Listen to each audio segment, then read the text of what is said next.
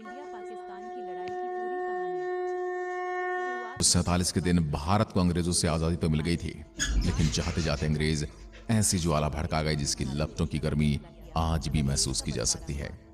जहां कुछ लोग देश की आजादी का जश्न मना रहे थे, वहीं कुछ बंटवारे के दर्द से कराह रहे थे, क्योंकि आजादी के ठीक एक दिन पहले संपूर्ण देश को दो हिस्सों में बांट दिया गया था, भारत और पाकिस्तान।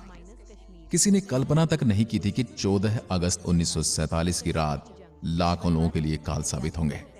लोगों को बिल्कुल भी अंदाजा नहीं था कि अगले ही रोज उन्हें अपना घर-बार, जमीन, जायदाद सब कुछ छोड़कर ऐसे जाना पड़ेगा।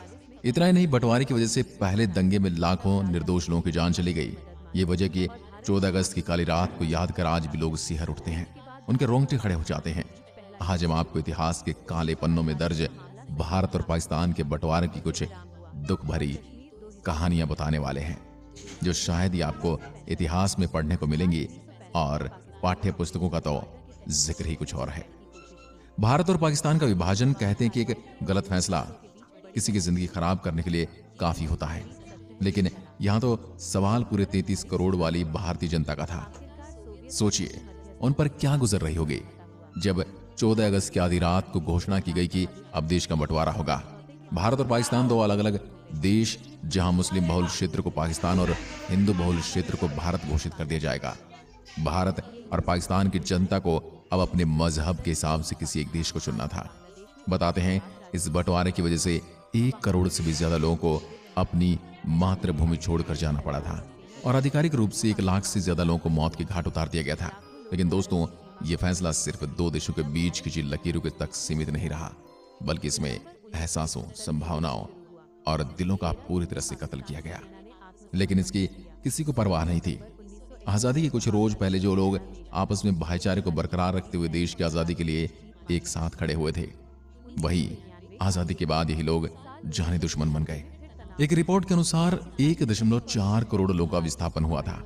विभाजन के बाद लगभग 72,26,000 मुसलमान भारत छोड़ पाकिस्तान चले गए, जबकि 72,49,000 हिंदू और सिख पाकिस्तान छोड़कर भारत लौट आए। महज 60 दिनों के भीतर एक स्थान पर अपनी जिंदगी बिताने वाले को अपना घर, जमीन, दुकान, संपत्ति, खेती, यहां तक कि अपना परिवार तक छोड़कर हिंदुस्तान से पाकिस्तान जाना पड़ा और पाकिस्तान से हिंदुस्तान आना पड़ा। भारत बंटवारे की वजह से कई जगह दंगे भी भड़के थे। एक अनुमान के अनुसार इन दंगों में 10 से लेकर 15 लाख के बीच लोग मारे गए थे। वहीं 75,000 से 1 लाख के बीच महिलाओं के साथ बलात्कार, हत्या और अपहरण के मामले सामने आए। 13 अगस्त 1947 को लाहौर से अमृतसर के लिए एक ट्रेन रवाना की गई थी, लेकिन उसमें एक भी इंसान अमृतसर जिंदा नहीं पहुंचा। ट्रेन में सवार होने से पहले ही कई सिखों और हिंदू का कत्लेआम कर दिया गया। जब पंजाब बंटवारे की आग में जल रहा था, तब दिल्ली रेलवे स्टेशन से पाकिस्तान के लिए एक स्पेशल ट्रेन निकली, जिसमें पाकिस्तान में पलायन करने वाले सरकारी ऑफिसर, कर्मचारी और उनके परिवार भी मौजूद थे। इस पाकिस्तान स्पेशल ट्रेन को दिल्ली से ठीक ठाक विदा किया गया था, मगर जैसे ही ट्रेन पटियाला स्टेशन पर पहुंची तो उस ट्रेन पर हमला बोल दिया गया। इस हादसे में एक महिला और एक बच्चे की मौत हो गई। और जब इस बात की खबर कराची और लाहौर को मिली तो बदले की आग में उन्होंने अमृतसर वाली पहली ट्रेन को अपना निशाना बनाया। बताते कि जब यह ट्रेन पाकिस्तान से अमृतसर के स्टेशन पर पहुंची तो उसमें एक भी जिंदा इंसान नहीं था। हर तरफ लाशों के ढेर लगे। लाशों की दुर्दशा ये बयां करने के लिए काफी थी कि बंटवारे का फैसला कितना गलत था। एक ट्रेन की आखिरी बोगी पर दिल दहला देने वाली सूचना भी लिखी गई थी। उसमें साफ लिखा गया था कि पटेल और नेहरू को आजाद का ये तोहफा मुबारक हो। इसके बाद यह आग इतनी भड़की कि दोनों तरफ से आने जाने वाली ट्रेनों में केवल लाशें ही पहुंचती थी, जिंदा इंसान नहीं। लोगों को एक स्थान से दूसरे स्थान पर पहुंचाने वाली ट्रेन कब्रिस्तान और शमशान में बदल गई थी। इसलिए भारत और पाकिस्तान का विभाजन किसी काले इतिहास से कम नहीं है। इसके पन्नों को पलटते ही रोंगटे खड़े हो जाते हैं, आंखों से आंसू बहने लगते हैं। कुछ लोगों का कहना है कि बंटवारे की चिंगारी तो काफी पहले ही भड़क उठी थी। 18 जुलाई 1947 को भारतीय स्वतंत्रता अधिनियम को स्वीकृति मिल गई थी। इसी के साथ ही अंग्रेजों ने देश के 2 टुकड़े करने की भी ठान ली थी। उन्होंने इस काम के लिए लंदन के वकील सर सिरिल रेडक्लिफ को चुना था, जो कभी भारत ही नहीं आए थे। यहां की संस्कृति, रहन सहन आदि के बारे में जरा भी जानकारी नहीं थी। वह केवल सिर्फ एक नक्शे पर लकीर खींचने आ रहे थे। उन्हें बिल्कुल भी आभास नहीं था कि वह कितने लोगों की जिंदगियां बर्बाद करने वाले हैं। दरअसल अंग्रेजों ने फूट डालो और राज करो की नीति के तहत 1906 में मुस्लिम लीग को मान्यता दी थी। मोहम्मद अली जिन्ना मुस्लिम लीग के प्रमुख नेता थे। जिन्ना की इच्छा थी कि मुस्लिमों को एक अलग आजाद देश दिया जाए जहां वह अपने मुताबिक रह सके। हालांकि पाकिस्तान का विचार सन 1930 से पहले तक अस्तित्व में नहीं था। भारत विभाजन की रेखा तब और मजबूत हो गई जब 1929 में मोतीलाल नेहरू कमेटी ने सिफारिश की कि सेंट्रल असेंबली में मुसलमानों के लिए 33% सीटें आरक्षित हों। कांग्रेस ने भले ही उस समय कमेटी की सिफारिश को नकार दिया, लेकिन इसका असर देखने को मिला। इसको आधार बनाकर 1938 आते आते जिन्ना मुस्लिमों के अकेले प्रवक्ता बन गए। तो अकेले ही उनकी मांगों को जोरदार तरीके से उठा रहे थे। वहीं ये भी बातें बताई जाती हैं कि जिन्ना भारत का प्रधानमंत्री भी बनना चाहते थे, लेकिन ऐसा मुमकिन नहीं था। इसलिए उन्होंने पाकिस्तान के निर्माण की मांग की जहां वह आराम से प्रधानमंत्री बन सके।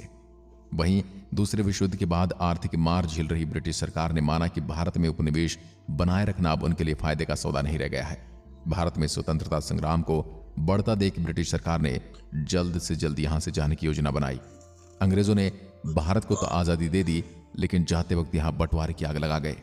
उन्होंने भारत का बंटवारा कर एक नया राष्ट्र पाकिस्तान बना दिया। आपको जानकर हैरानी होगी कि भारत और पाकिस्तान को बेशक आजादी एक ही दिन मिली थी, लेकिन पाकिस्तान 14 अगस्त 1947 को आजादी का जश्न मनाता है, जबकि भारत में 15 अगस्त को स्वतंत्रता दिवस मनाया जाता है। दोनों देशों के बीच सीमा रेखा का निर्धारण 27 अगस्त 1947 को किया गया था। भले ही विभाजन का फैसला आनन फानन में लिया गया, लेकिन यह कार्य इतना भी आसान नहीं था। इसलिए दो अनुभवी लोगों को चुना गया, इसमें एच.एम. पटेल और चौधरी मोहम्मद अली शाह शामिल थे। इन दोनों लोगों की विभाजन में अहम भूमिका रही, जबकि इनके नीचे अन्य कई अधिकारी कार्यरत रहे।